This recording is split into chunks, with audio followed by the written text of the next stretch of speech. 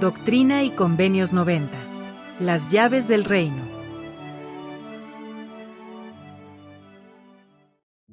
Versículo 5.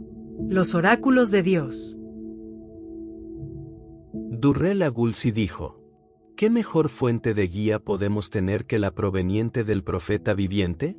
Si siguen el consejo de las autoridades generales, los cubrirá un gran velo de seguridad, tanto a ustedes como a sus familias.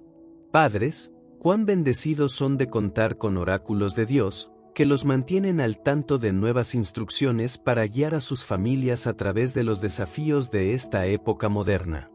El no oírlas, o hacer caso omiso de ellas, el no comprenderlas ni ponerles atención, es como atravesar un mar en un pequeño bote, sin la ayuda de una brújula.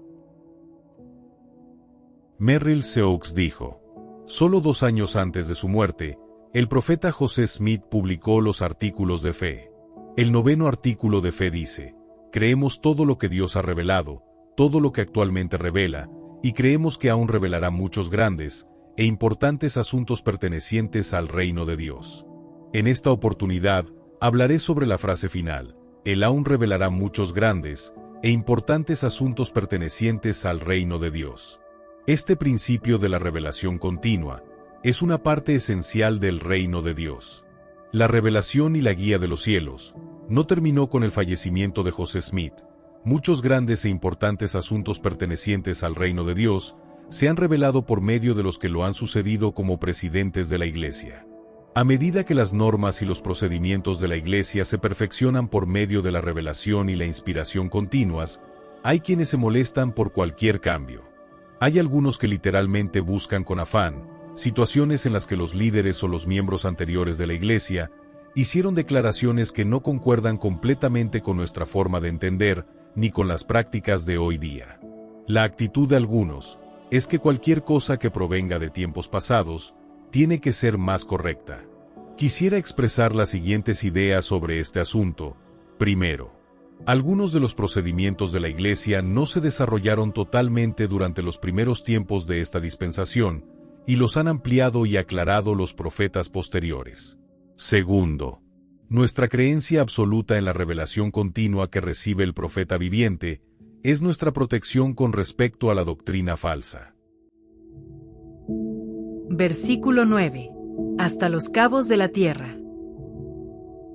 Harold Bailey dijo: hace algún tiempo, me visitó un periodista de una gran cadena de periódicos, la cual venía a informarse acerca de la actividad misional de la Iglesia. Después que le explicamos nuestras actividades mundiales respecto a las misiones que se estaban formando en nuevas áreas, tales como las Islas Fiji, Corea, Hong Kong, Indonesia, Tailandia, España, Italia, y anteriormente en lejanos lugares de Latinoamérica y entre las tribus indias. Preguntó, mientras contemplaba las actividades misionales a nivel mundial en toda su magnitud: ¿ustedes tratan de convertir al mundo entero? Le respondí citando la comisión que dio el Maestro a sus primeros discípulos. Y les dijo: ir por todo el mundo, y predicad el Evangelio a toda criatura. El que creyere y fuere bautizado, será salvo, mas el que no creyere, será condenado. El Maestro entonces habló de las señales que darían evidencia de la divinidad en sus llamamientos. Y el Señor, después que les habló, fue recibido arriba en el cielo. Entonces, como los evangelios registran, y ellos, saliendo, predicaron en todas partes, ayudándoles el Señor y confirmando la palabra con las señales que la seguían. Entonces, le recordé las palabras de una revelación dada a los discípulos del Señor en los primeros años de esta dispensación, que por medio de su administración salga la palabra hasta los cabos de la tierra, primero a los gentiles, y entonces, he aquí, se tornarán a los judíos. Porque acontecerá que en aquel día, todo hombre, por conducto de aquellos a quienes se confiera este poder, oirá la plenitud del Evangelio en su propia lengua y en su propio idioma. Estamos presenciando una gran expansión de la obra de la Iglesia por todo el mundo.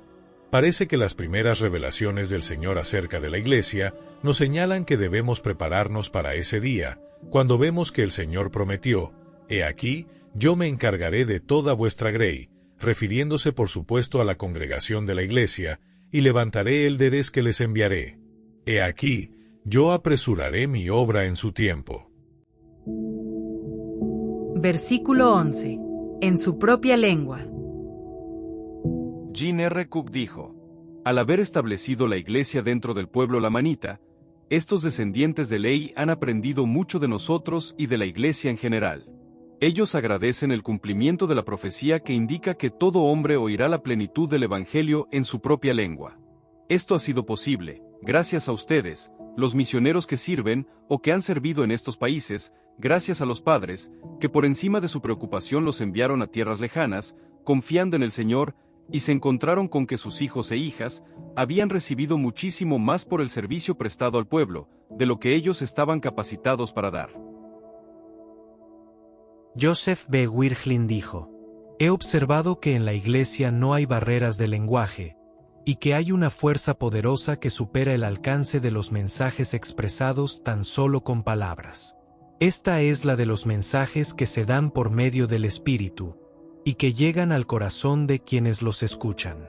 En cualquier parte del mundo, el dulce espíritu de nuestro Salvador se comunica con todos los que buscan la verdad, sin distinción de lenguas o dialecto. Es un mensaje universal que llega al corazón de todos los que desean escuchar. Yo he sentido ese espíritu en mis últimas experiencias, cualquiera fuera el idioma que se hablara, y testifico de su poder y autenticidad. Para comunicar el Evangelio a todo aquel que lo busque, el Espíritu opera en la actualidad, tal como lo hizo en el día de Pentecostés. En Doctrinas y Convenios, hay una impresionante descripción de este milagro.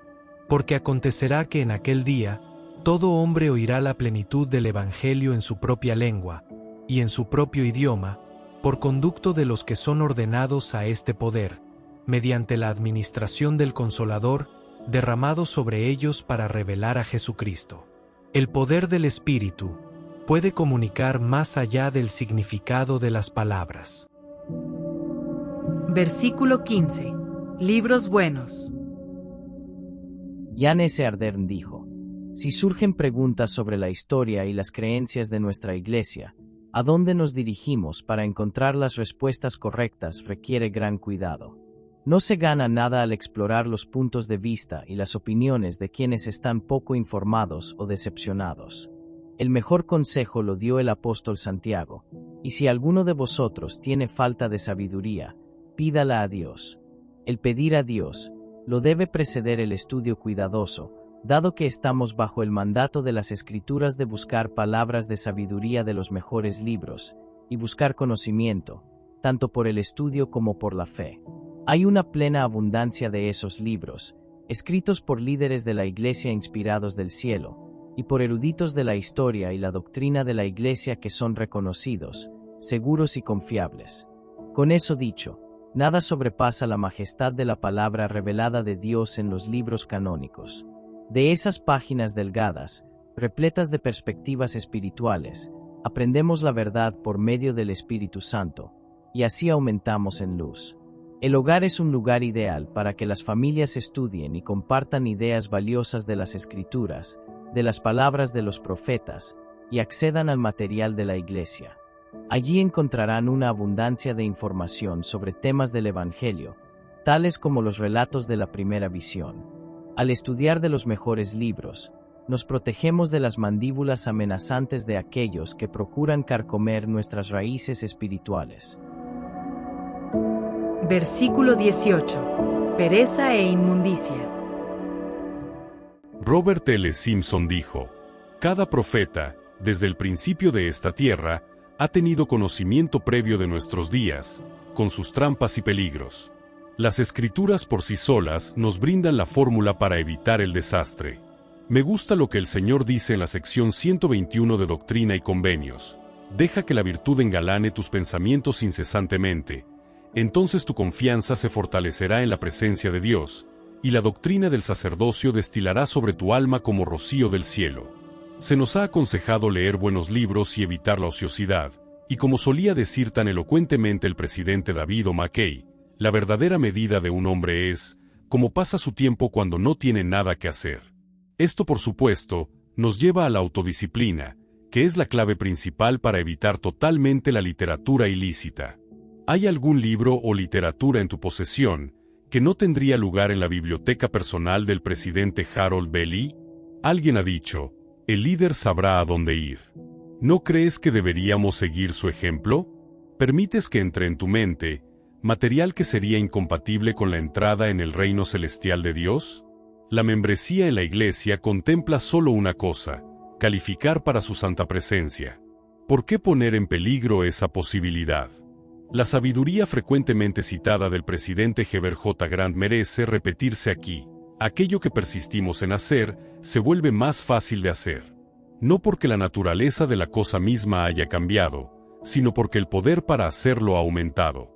Nosotros, junto con muchos líderes fuera de la iglesia, estamos profundamente preocupados por esta creciente obscenidad en la impresión, en discos y cintas, en la televisión y en el cine.